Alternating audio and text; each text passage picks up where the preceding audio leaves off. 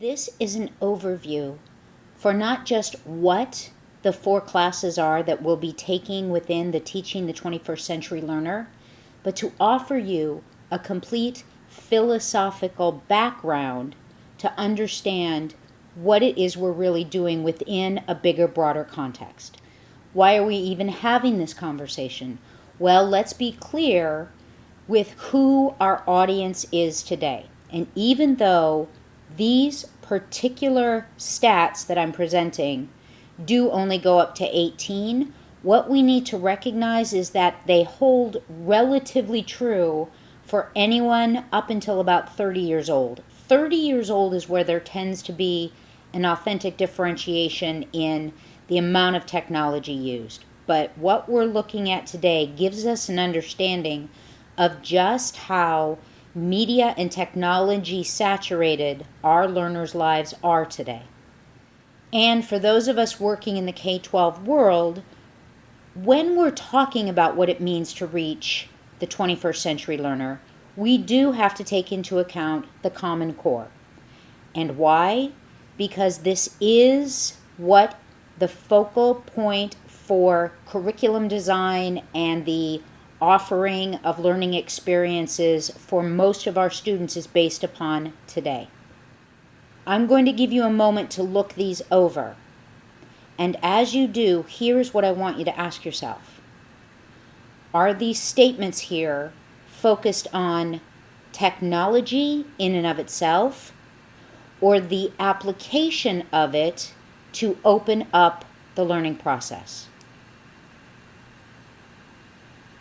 I'm going to go on here. You can always freeze the video and take a look at these again, but the point is that the focal point is not the technology. Our goal is not to teach kids how to use Microsoft Word. Our goal is to open up the learning to make it more relevant, just as Dewey said back in the 30s. School is not an escape from life. School is a part of life. We cannot ignore the reality of how information is shared and created, transmitted. Any way you can think of information, ideas being generated or communicated, technology can, and in the workforce certainly does, play a crucial role. So why are we having this conversation? Last time, here is a brief video. It's only music, there's no words, so don't worry if you can't hear the music very well. This is a play off multiple videos that were put out around the year 2004, 2005. This is one of the most recent. The stats may surprise you.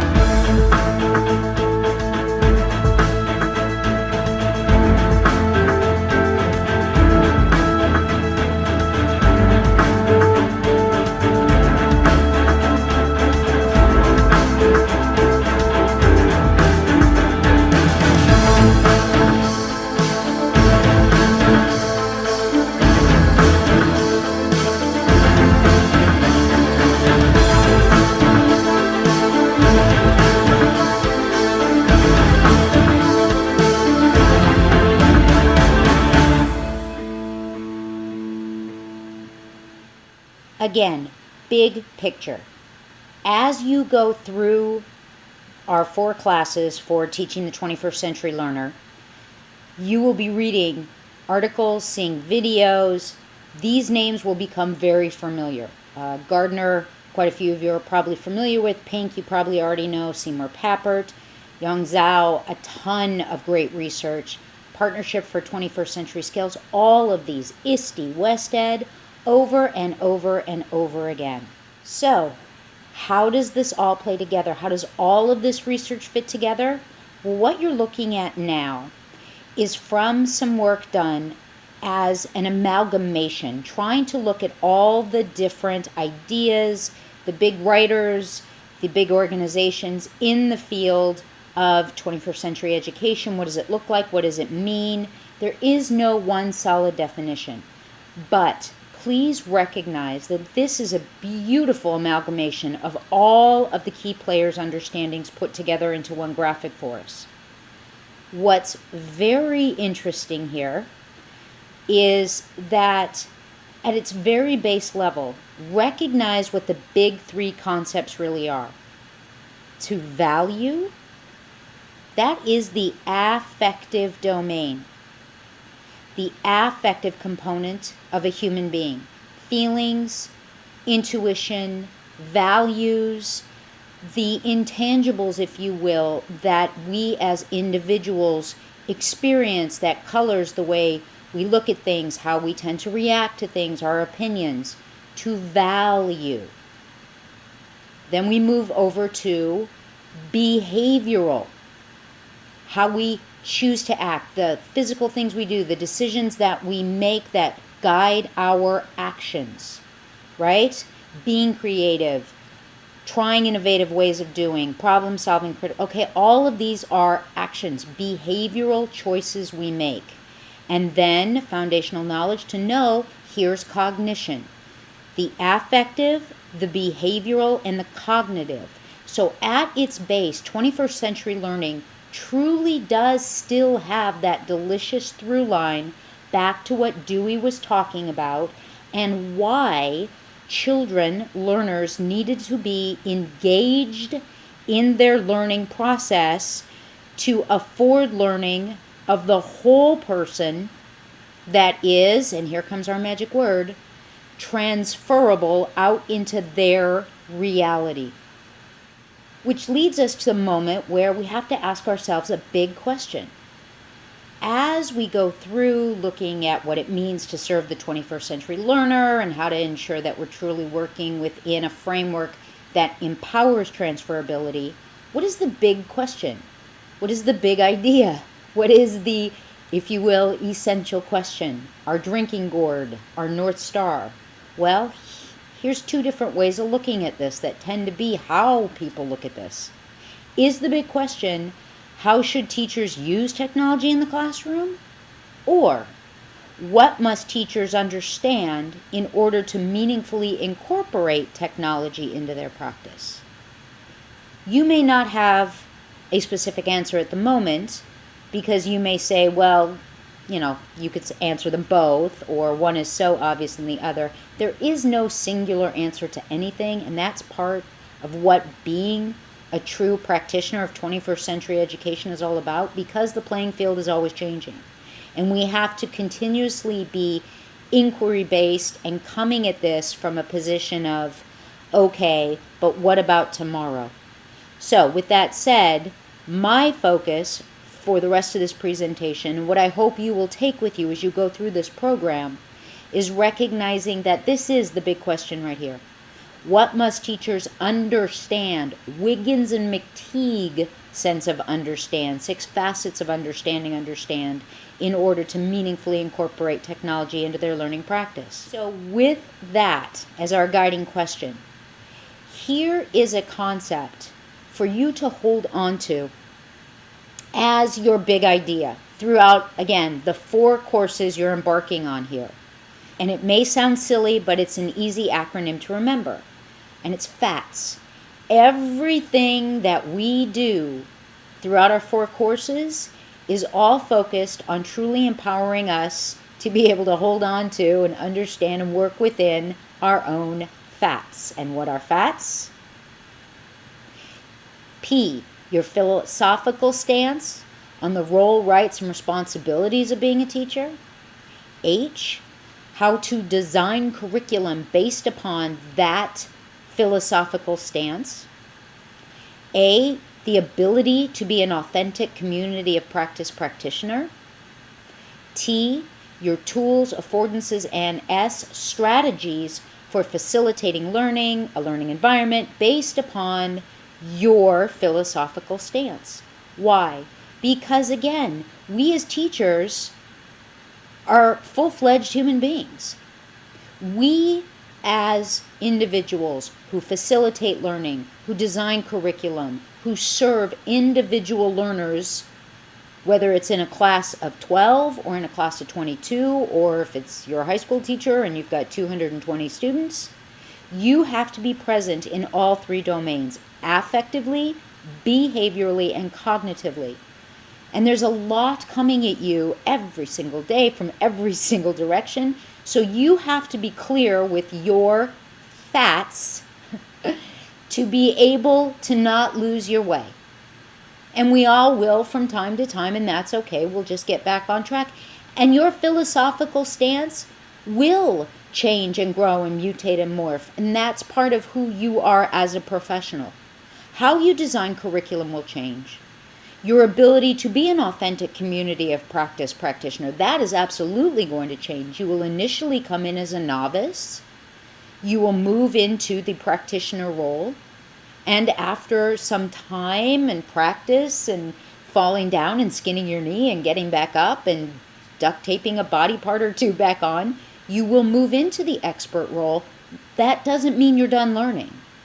It means you're thinking about the whole of the practice differently than you did as a novice, but that doesn't mean you're quote-unquote done.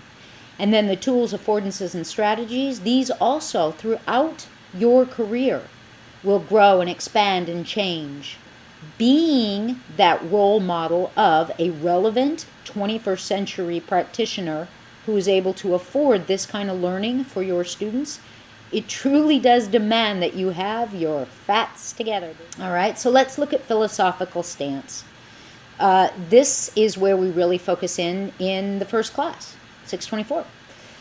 Constructionism, constructivism, I'm not going to stand here and read, but all of these concepts, you need to have an understanding for yourself, how you feel about them, how you value them, how you put them into action, the choices you make based upon them, and what knowledge you do know, what holes there are in your knowledge, being willing and open to continuously be engaged in learning more. Because, again, there is nothing static in a philosophical stance. The minute your philosophical stance becomes static and closed and done, you've just taken a philosophy into the realm of dogma. Because dogma rarely stays relevant to the world around it. Then we move into our second class, and we really start working on this in the second class, 625. And you'll be working with it all the way through the rest of the program. But here, this is the how to design curriculum, the affective, behavioral, cognitive, formative, and summative. 625 is very strong on the formative and summative. Authentic assessments, active versus passive, defined versus exploratory, triptych, Bloom's taxonomy, 6 facets of understanding, okay? And again, you as a practitioner need to be able to engage on all three domains to be able to have a clear understanding of how you go about doing curriculum design and why. Moving on to A, ability to be an authentic community of practice practitioner. There are multiple levels to this. Walking the talk, social learning theory, huge, novice to practitioner to expert, lesson sharing, all of this comes in to play. You already are, but you will be a member of multiple communities of practice within your classroom, within your school, within your discipline, and within the whole of 21st century educators. And then we get to tools, affordances, and strategies. Again, this should never be static. You will always be tinkering and playing. Pappert's term bricolage should be one thing that is just always in the forefront of your mind. To bricolage, to tinker, to play with all of these concepts. Again, being able to look at them through the lens of all three of these key domains. So your PHATS are truly crucial to your being able to get the most out of the whole of the 4 classes you're embarking on. So now, specifically on our courses, here we go. The MAE or certificate in teaching the 21st century learner. It is a practitioner's degree, and that is meaningful and purposeful. Our program is based upon the INACOL standards. Why INACOL? Well, what's crucial to understand is that they are truly student-centered. And yes, ISTE is great, and there's multiple other frameworks out there, but when we really sat down and looked at what empowers teachers to truly harness all that, the framework that we looked at, the 3 domains in the 21st century learning, really empowers teachers to be able to practice that, the art and science of all that goes into 21st century pedagogy. We truly felt that INACOL was the way to go. The overriding program learning outcome for all 4 courses that you really truly will be focusing on moving forward, the language is very clear. To be successful in this program, you will graduate being able to demonstrate mastery of the ability to appropriately apply 21st century instructional tools, strategies, and skills for learners in the K-20 setting. Moving on, so there are 4 courses here, and again, it's on the practitioners, actions, choices, issues, and responsibilities, your PHATS. Very exploratory. You do have to take them in sequence. There is no skipping, and that's crucial for the scaffolding. And again, there will be a lot of doing and playing and tinkering and bricolaging and then reflecting. This is not a course to come in and just expect the teacher to be answering a question or 2 and telling you what to do. You have to take ownership. Your inquiry is crucial in getting all that this degree offers. First course, EDUU 624, Foundations of 21st Century Learning. Again, teaching, sorry. Going back to PHATS, here's our P. Here's where we really get our philosophical stance. Again, it's going to change quite a bit, but this is where we really start playing with what does that look like, and you're going to love this book. Getting Smart, great book. Moving on to 625, Design and Assessment of 21st Century Teaching. You see the standards the course is built on. This is a course where we truly start working on the H. Well, but we can't design curriculum until we understand what is the point of it? Where does assessment fit into this? What does 21st century assessment look like? What does it feel like? ABC. What are we really doing with all of that? Moving on, your 3rd class, 628, Advanced Design and Assessment. All right, and we move on to 629. You will be working on refining the design that you did and built in 628. You'll bring that over to 629 and build upon it. And this book, if you haven't already read it, you will love it. Absolutely crucial. All teachers, all instructors, anybody in education should read this book. So I want to be clear that everything I've just presented to you is based on research, whether it's practitioner research, whether it's researcher research. Nothing I've shared with you right now is quote-unquote made up. And sometimes when we talk about educational technology, and right now with all of the debate, the public debate going on where Common Core is concerned, there are a lot of allegations thrown out. There's a lot of statements made that people can't actually back up. I want to stand behind all of the references, all of the things shared with you in this introductory video come from a valid resource. And in 2 years, everything, I'm sure, will be completely outdated. But as of right now, as of 2014, I am proud to stand behind this presentation, our 4 classes, the degree, the certificate, and these references. Thank you for your time. You can always send me comments, questions, or chocolate. There is my email, kgreen@brandman.edu. I am the course designer for the program and work with all the faculty who teach it. Sometimes I teach the different courses, and sometimes we are lucky enough to have a group of amazing professionals who will bring to you their expertise, their experience, and honestly, I've used the word inquiry probably 12 times in this presentation, but I want you to recognize how crucial it is, because you need to bring in your questions, and it's through your questions, not procedural stuff, not just how do I get Microsoft Word to do this? I mean, yes, we're all going to be asking those as we tinker with new toys, but why? What does this afford? How could we get more out of this? What could we do to open this up more? That kind of authentic, experiential, dig in, deconstruct, reconstruct, duct tape it back together and see if it'll float.